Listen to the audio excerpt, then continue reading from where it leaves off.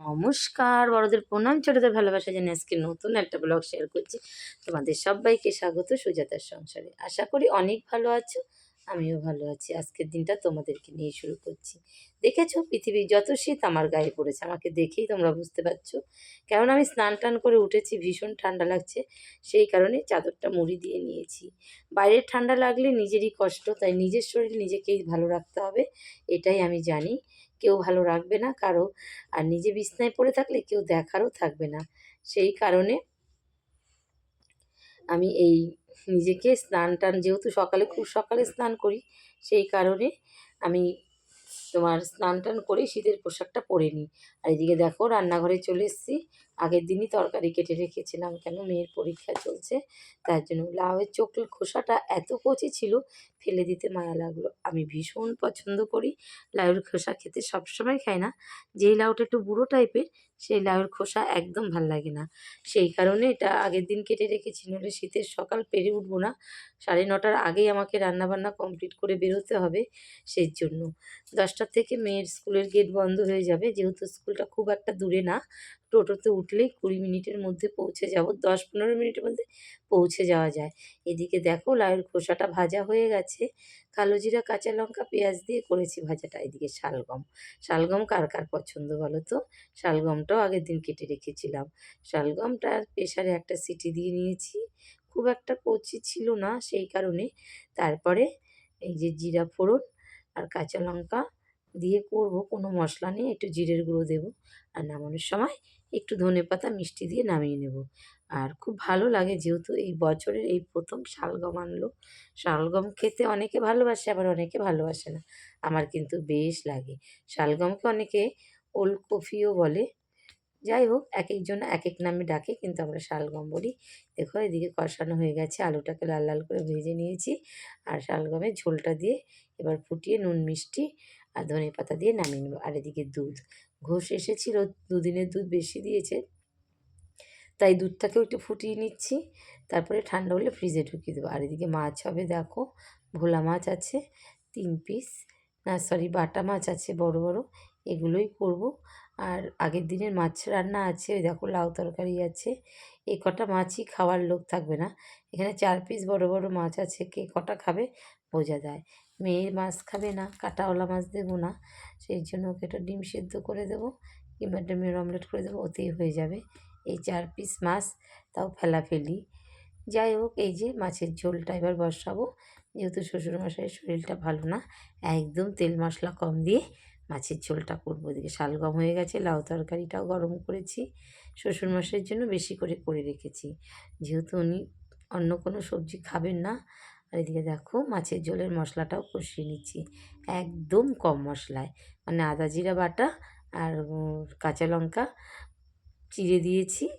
ঝোলটা ফুটে আসলে খুন্তি দিয়েই গেলে দেবো, তাহলেই হয়ে যাবে। একটু ঝাল ঝাল হবে, যেহেতু শ্বশুরমশাই কত ঝাল মশলা খাওয়ানো যাবে না, ওনার শরীরটা অত ভালো নেই, সেই কারণে। এদিকে মাছের ঝোলটা দিয়ে দিলাম। আর বাজার থেকে যা সবজি এনেছিল সেগুলোও একটু গুছিয়ে নিলাম। এনেছে পালং শাক, এখন শীতের সবজি তো অনেক ধরনের সবজি, যেটা গরমকালে পটল খেতে খেতে আর ভালো লাগতো না, পটল ঝিঙে। শীতকালে এখন পড়তে পড়তেই মার্কেটে এখন শীতের সবজি মানে বিশাল ব্যাপার, খাওয়া দাওয়া কোনো অসুবিধে নেই। যারা খেতে ভালোবাসে তারা এইসবই খাবে এখন কন্টিনিউ। দেখো কী কী এনেছি, পেঁয়াজ কলি এনেছে, ফুলকপি এনেছে, আর মূলোটা খুব কচি ছিল, বেগুন এনেছে, ধনেপাতা। আর মূলো শাকটাও রেখে দেবো, শাক যেহেতু খেতে আমি ভীষণ পছন্দ করি। আর মূলো শাকটা অতটা নষ্ট হয়নি, ভালোই দেখলাম, সেই কারণে রেখে দেবো। আর দেখো মাঠ থেকে শাক তুলে এনেছিল হাজব্যান্ড, পাশের জমির। তো শাকটা এত কচি ছিল, লাল শাক আমার খুব পছন্দের, তাই লাল শাকটা করেছি কালো জিরা, কাঁচা লঙ্কা আর রসুন, গোটা রসুন দিয়ে। থেতো করে দিইনি, রসুনের বেশি গন্ধটা ভালো লাগবে না, তাই গলে গেলে খুন্তি দিয়ে গলিয়ে দেবো, তাহলে গলে যাবে। আর শাকটা একদমই কাটেনি। তোমরা কেউ ভেবেছো শাক না কেটে রান্না করা যায়? পুরো গোটা শাকটাই দিয়ে দিয়েছি, আর মধ্যে থেকে একটু কেটে দিয়ে। গুছানোর অত সময়ও ছিল না, অত সকালবেলা আমি খেতে খুব পছন্দ করি। আর শাক তাড়াহুড়া করে শাকটা নিয়ে বসলাম, তো শাকটা বসিয়ে দিলাম। দেখো এত কচি, ভীষণ জল উঠেছে, জলটা এবার মুছবে। আর এদিকে প্রায় দেখো শাকটা হয়ে গেছে, রসুনগুলো গোটা গোটা রয়েছে, মুখে লাগবে ওটাই ভালো। থেতো করে দিইনি কেন, অনেকে গন্ধটা সহ্য করতে পারে না, তো সেই কারণে। অনেকে আবার লাল শাকে পেঁয়াজ রসুন দুটোই দেয়, কিন্তু জানো তো বন্ধুরা, কোনো দিনই পেঁয়াজ দিয়ে লাল শাক খাইনি।